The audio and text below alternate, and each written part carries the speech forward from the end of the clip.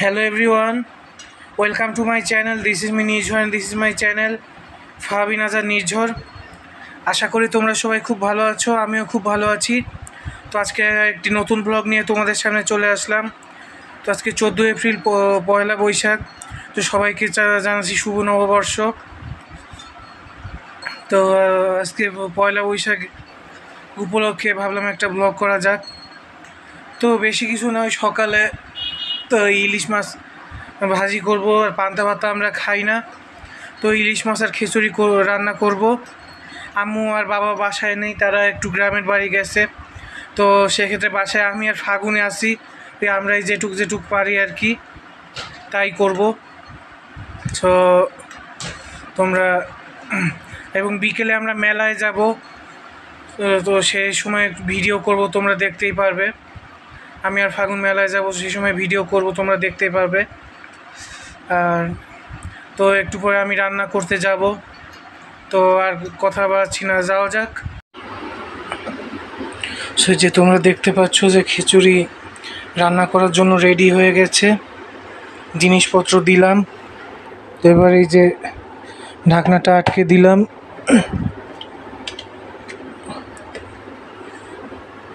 বিসমিল্লাহির রহমানির রহিম।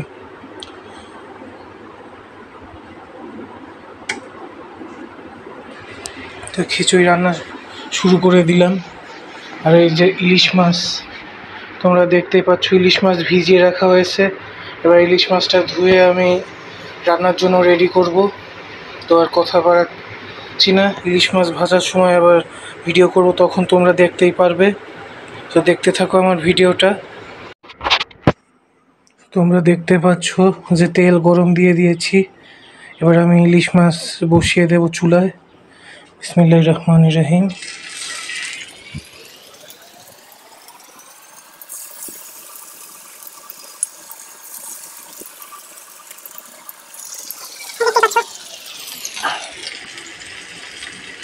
এখন আস্তে আস্তে ভাজি করি, দেখতে থাকো ভিডিওটা। তোমরা দেখতে পাচ্ছ যে মাছ অনেক ভাজা প্রায় অনেকটাই হয়ে গেছে। আর এই যে খিচুড়িটা দমে বসানো হয়েছে।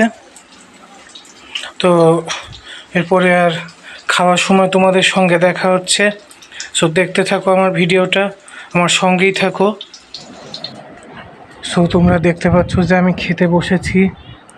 আজকে তো পয়লা বৈশাখের খাবার আমি আগেই বলেছি খিচুড়ি, এই যে ইলিশ মাছ। কারণ আমি একই প্লেটে মাছ কাটা বেছে খেতে পারি না, এই কারণে আমি আলাদা প্লেটে মাছ নিয়েছি। তো এই হচ্ছে খিচুড়ি আর ইলিশ মাছ। তো এবার আমি খাবো।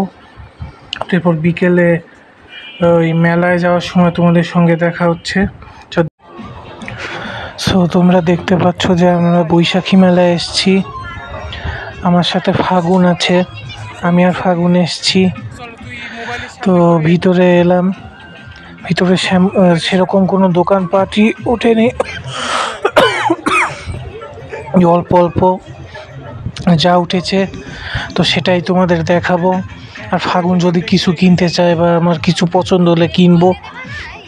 তো যাই হোক, আমার ভিডিওটা দেখতে থাকো।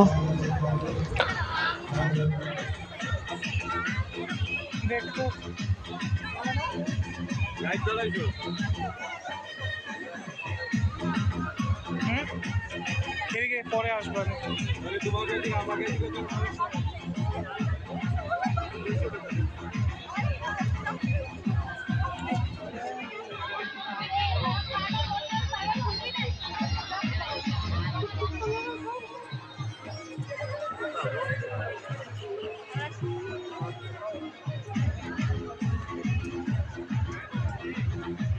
উল্টো পাল্টা কিছুই করবি না, দেখ তো ওই সেই আম্মু সেই পাইস নাকি।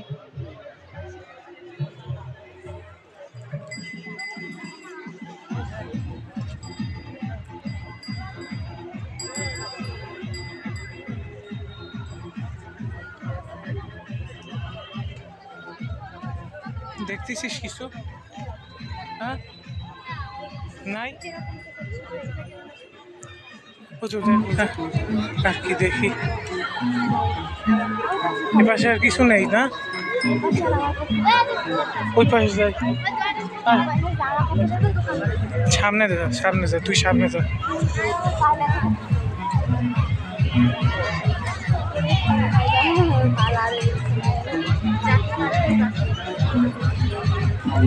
আয় দেখি কি কি আছে দেখি।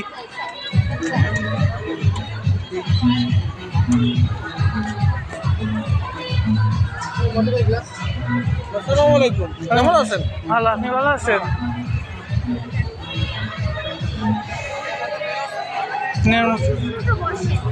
তাই তো দেখতেছি।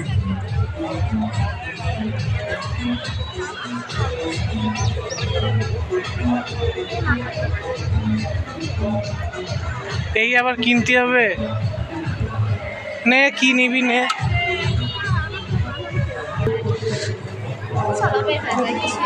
দাদা দেখি ওই চামচের ওই যে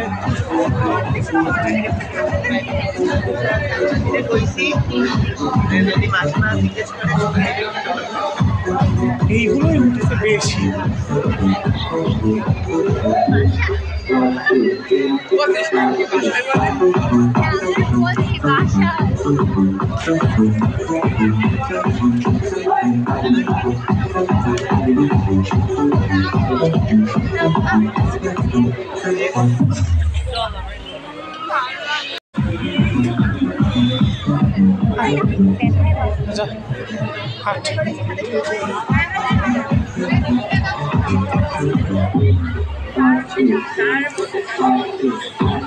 একটু টাকা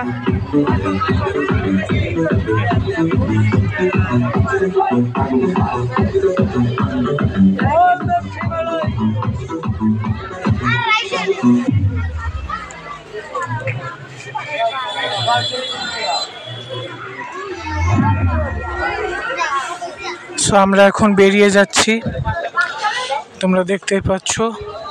তো পরে আবার আসছি, দেখতে থাকো আমার ভিডিওটা।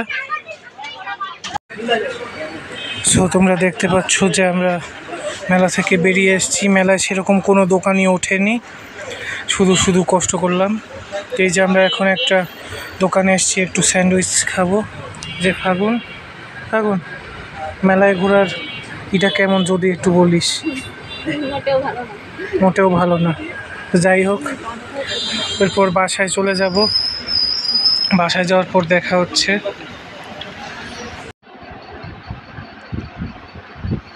সো ফাইনালি আজকে আমাদের পয়লা বৈশাখের ব্লগটা এই পর্যন্তই। তোমরা দেখলে আমরা সকালে ইলিশ মাছ এবং খিচুড়ি রান্না করলাম, সেটা খেলাম। এখন বিকেলে ছোটো বোন ফাগুনকে নিয়ে আমরা এই মেলায় গেলাম। আর দেখলে তো মেলায় সেরকম দোকানপাট কিছুই ওঠেনি, কেনার মতো সেমন কিছুই ছিল না। ওই ছোটো অল্প একটু দুই একটা জিনিস ফাগুন যা কিনেছে আর কি। আর ওই বাসার জন্য কিছু বাজারপত্র দরকার ছিল, সেইগুলো কিনে নিয়ে আমরা বাসায় আসলাম। তো এটা এরকমভাবেই কাটলো আমাদের আজকের পয়লা বৈশাখ। সো আশা করি তোমাদের এই ভিডিওটা ভালো লেগেছে। তো এই ভিডিওটা যদি ভালো লেগে থাকে তো প্লিজ আমার ভিডিওতে লাইক, কমেন্ট, শেয়ার এবং আমার চ্যানেলটি সাবস্ক্রাইব করে বেল আইকন বাজিয়ে আমার পাশে থেকো। আর একটা খুব খারাপ একটা খবর জানাচ্ছি যে ঈদের সময় আমি এখনও কোনো ব্লগ আপলোড করিনি। তোমরা হয়তো ভাবছো যে কী ব্যাপার, ঈদের সময় ব্লগ আপলোড করলাম না কেন। তার কারণ হচ্ছে আমি যে ফোনটা আমি ব্লগ শ্যুট করি, আমার সেই ফোনটা হঠাৎ করে ঈদের দিনই নষ্ট হয়ে গেছে। তো আমি ভিডিও করেছি, মেমোরি কার্ডে ভিডিও নেওয়ার আগেই আমার ফোনটা নষ্ট হয়ে গেছে, ফোনের মাদারবোর্ড পুড়ে গেছে। সো ফোনটা সারানো যাবে কি না আমি জানি না। যদি সারাতে পারি তাহলে তো অবশ্যই ঈদ উল ফিতরের ব্লগটা আমি ছাড়বো। আর এখন আমি ভিডিও করছি আমার আম্মুর মোবাইল দিয়ে এখন আমি ভিডিও করছি। তো তোমরা একটু প্রার্থনা করো যাতে আমার মোবাইলটা সারানো যায় এবং আমি ঈদের ব্লগটা যাতে আপলোড করতে পারি এবং যাতে অন্যান্য যেসব জিনিসপত্র আছে মোবাইলের ভিতরে সেগুলো আমি বের করতে পারি। আর যাই হোক, তো নতুন ভিডিও আসা পর্যন্ত সবাই ভালো থাকো, সুস্থ থাকো। দেখা হচ্ছে পরের ভিডিওতে। Good bye everyone.